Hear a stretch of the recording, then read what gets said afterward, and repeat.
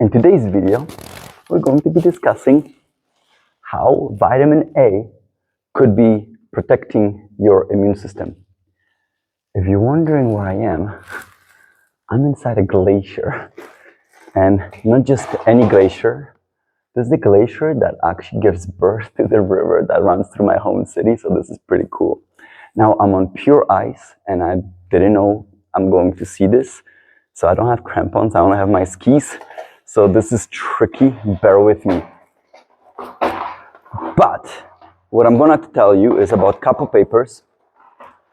One of them is a review, and we're going to discuss how vitamin A can, basically the summary of that will be how vitamin A deficiency can be quite detrimental for dealing with infections, and that includes COVID-19 because of the impairment of the immune system.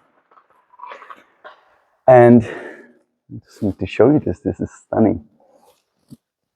You can see the light coming through the glacier ice, it's so pretty.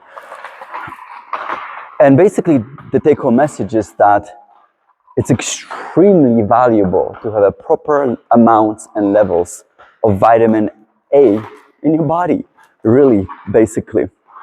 Now, another big summary is that vitamin A could be potentially helping with the recovery of the lost sense of smell that many people have discussed during COVID-19. So extremely valuable information. Okay, so let's get started. My name is Dr. Nikolai Rashek of Neurogenomics. And if I'm lucky, I'm not gonna wipe out, but it might happen.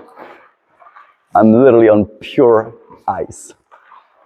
Okay, so how does vitamin A work in terms of protecting your immune system?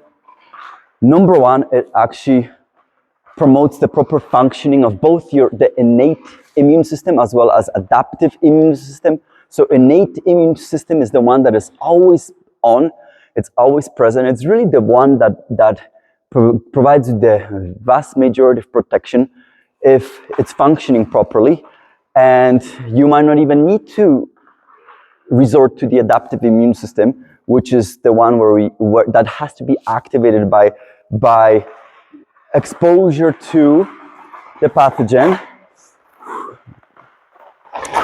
And that's the only one we know how to control, which is the production of antibodies. Antibodies production is part of the adaptive immune system, which is why we're so gung-ho about vaccines, because we don't really know how to control the immune system apart from the antibodies. Hence, if you always wonder why such an obsession about vaccines, it's all we know what to do. Okay, and it promotes proper functioning of both of these. But in addition to that, I almost dropped my pole. In addition to that, I have to switch my hands because this gets tiring. On top of that, it also, okay, it's so gorgeous. It protects the lung from damage because it protects the lining, epithelial lining of the lungs from damage, including formation of fibrosis, which is the loss of lung elasticity. And we're gonna get into details of all of this. So wild. Okay, so then how does it work? When you take vitamin A, which is also known as retinol, your body has to convert it to a derivative of that, or like basically another metabolite called retinoic acid. And this is the retinoic acid that does all of the heavy lifting for your body in terms of helping of your immune system, okay? But vitamin A does a lot of awesome, amazing things for you as well. So for example, it does help in terms of promoting the formation of antibodies by B cells. So that's another one. It also, another very cool one that I particularly really enjoy, check out the entrance to this cave too. It's so stunning. This very cool ice cave inside a glacier. Another one that I thought was super cool, it promotes production of these two molecules by immune cells such as T cells and B cells, that then they put these cells then put those molecules on their cell surface, and the function of these molecules is to help these immune cells get towards mucosa, and mucosa is basically what lines your respiratory tract. And it's important because mucosa traps pathogens. So you clearly want immune cells to get in there and help and protect you. So basically, these molecules are like home tracking for these immune cells to get to the mucosa. So I thought that was a really cool benefit of vitamin A. It also, another really important one is it affects the function of, I think they're called lipofibrocytes. And basically these are the cells that are involved in the formation of the fibrosis. As I mentioned, that's loss of elasticity of lungs. And basically that's how vitamin A can help with the recovery of lung damage. So clearly important as well. And finally, I'm sure that's not finally, but there's many more, but finally the one I'll mention is it also, what it does is it helps neuronal cells to regenerate as well.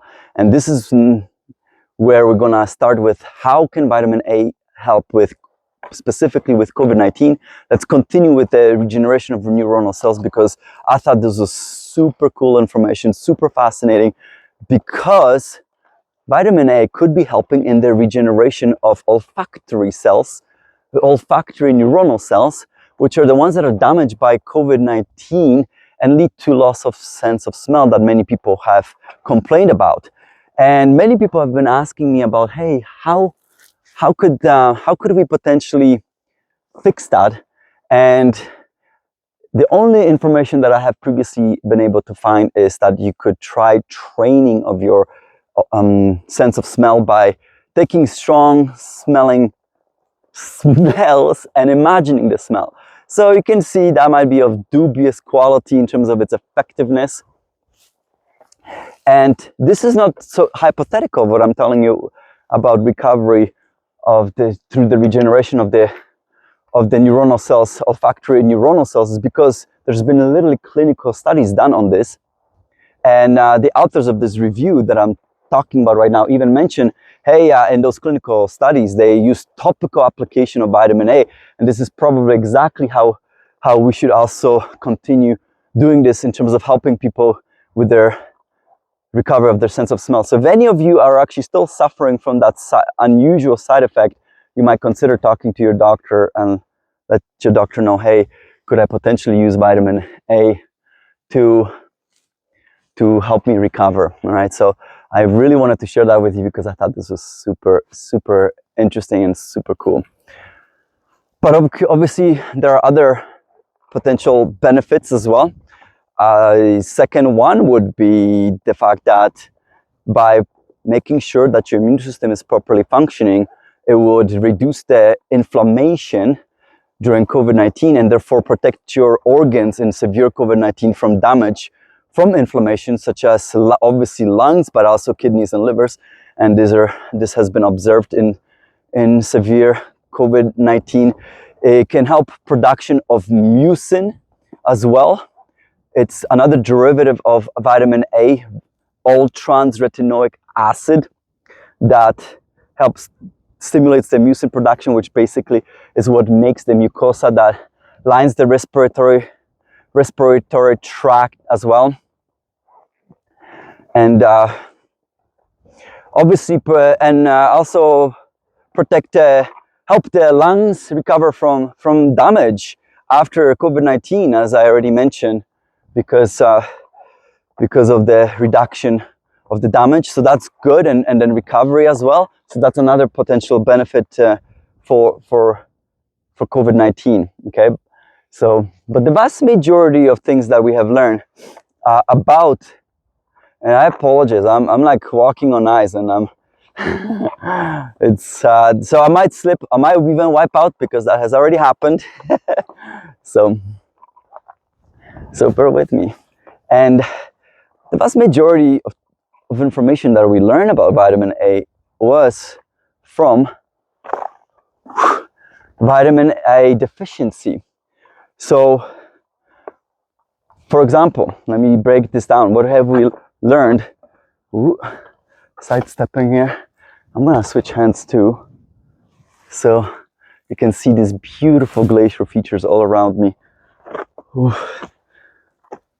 And, for example, vitamin A deficiency does lead to basically reduced functioning of the immune system, and it does that through various ways. So, for example, oh, I'm going down a hill, icy hill, so we'll see how that goes. All right, still alive. It reduces the number of immune cells that work for you, and that includes natural killer cells. Now, natural killer cells are really important because those are the ones that are part of that innate immune system that I was just telling you about.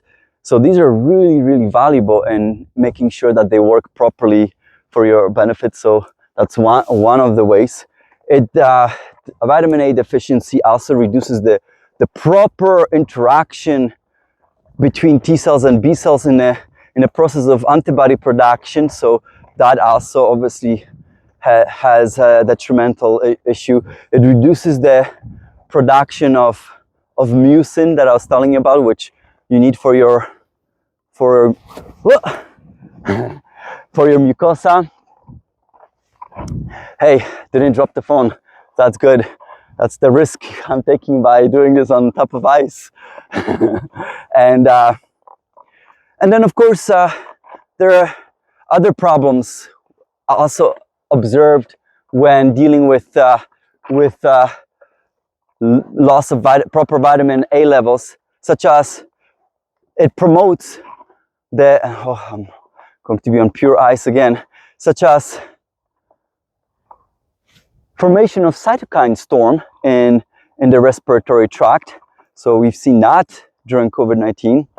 And it also leads to pathological changes in affected cells during respiratory infection as well. And that's another good example. So many different issues when you encounter vitamin A deficiency. I apologize for the wind.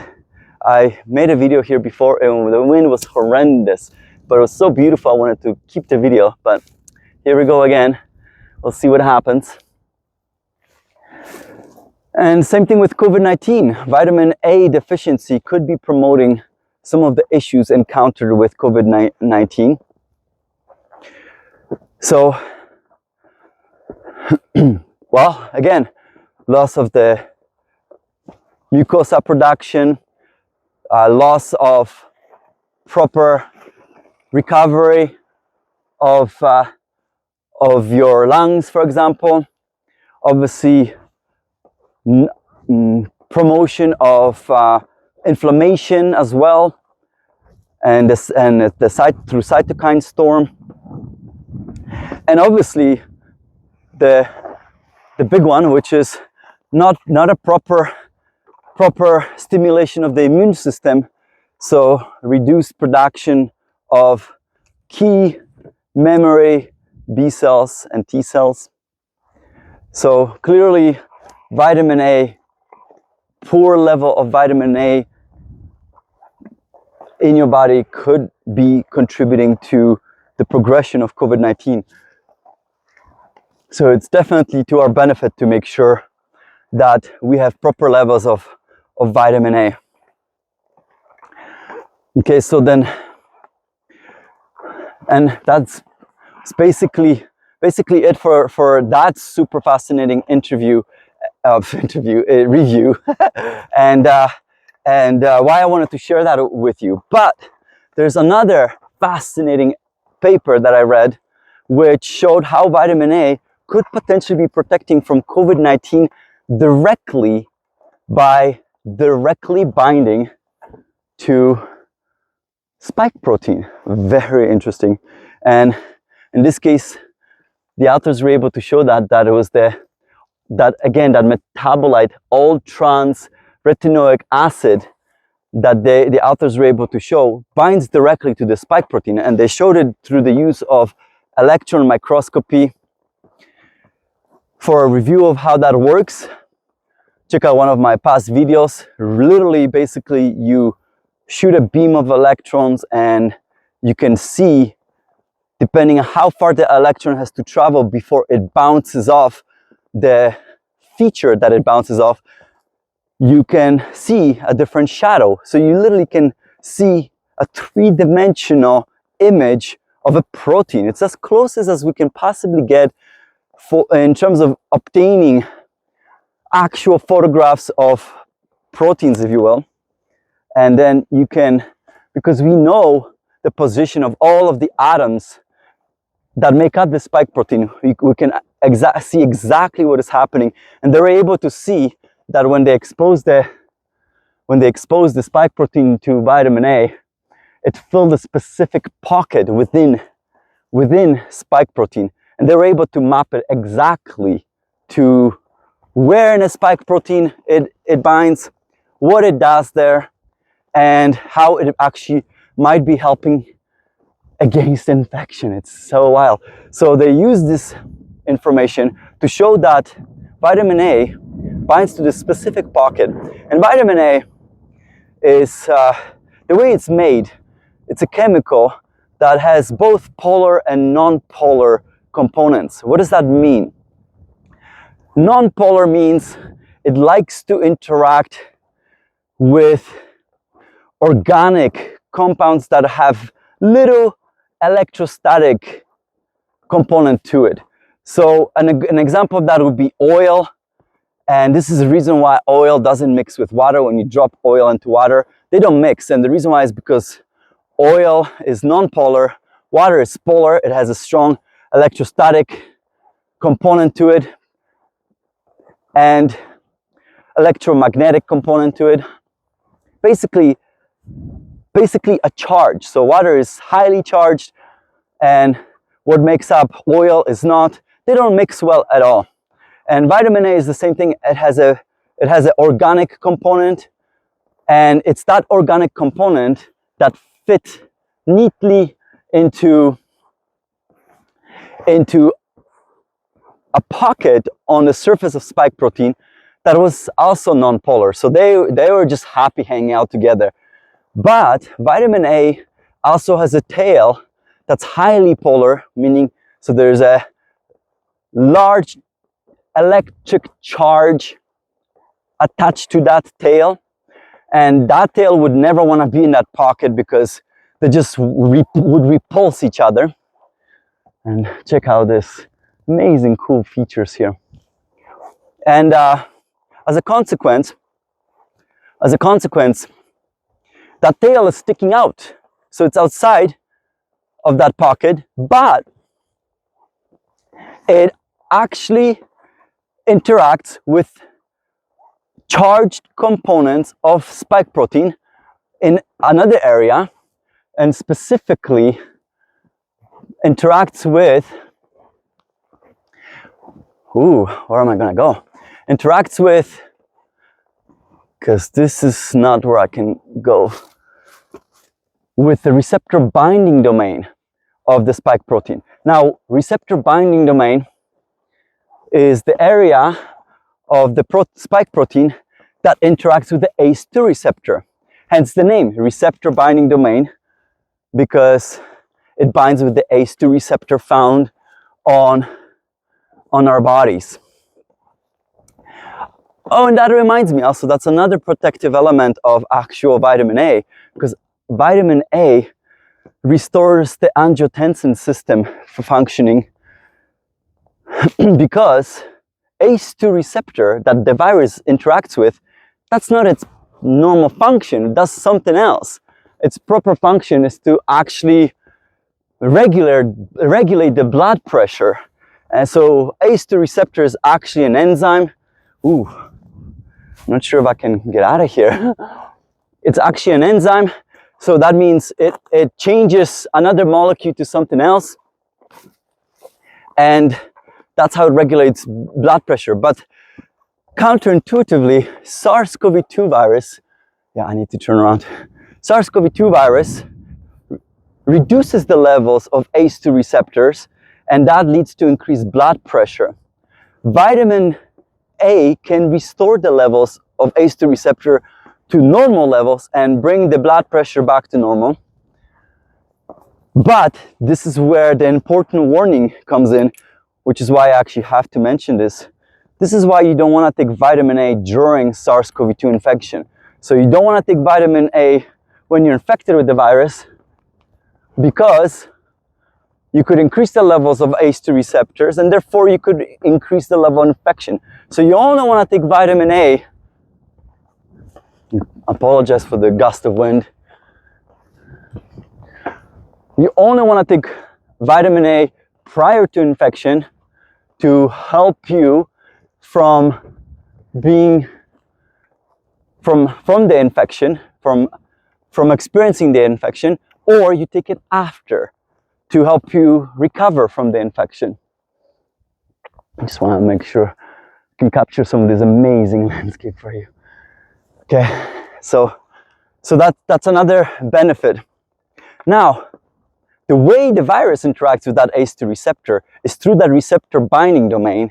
But receptor binding domain, recall I talked about this before in one of my videos, it changes its shape. So it can move about. So it can be what is referred to as closed conformation or open conformation. So when it's closed, it's kind of lying down and it's not available to interact with the ACE2 receptor, okay? So it needs to go into open conformation, so it needs to kind of move up and expose itself to be available in order to bind with the ACE2 receptor. Now, the tail of that all-trans-retinoic acid, what it does, it actually, with its strong electrostatic charge, interacts with the receptor binding domain and locks it in the closed conformation, meaning the receptor binding domain is no longer available to be able to interact with the ACE2 receptor at all. So it literally is like an antiviral component, antiviral molecule, I should say, against COVID-19. In fact, the authors even mention we should be thinking of using vitamin A as an antiviral to protect from COVID-19.